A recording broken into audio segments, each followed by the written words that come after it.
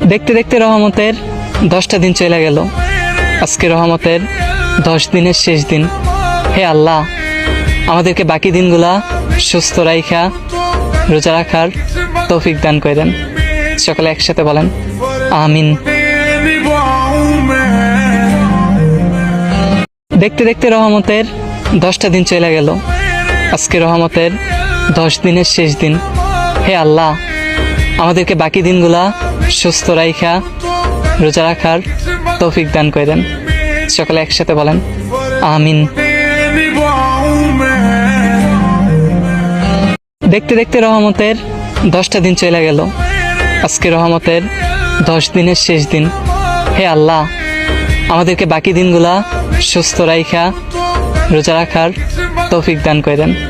সকলে একসাথে বলেন আমিন।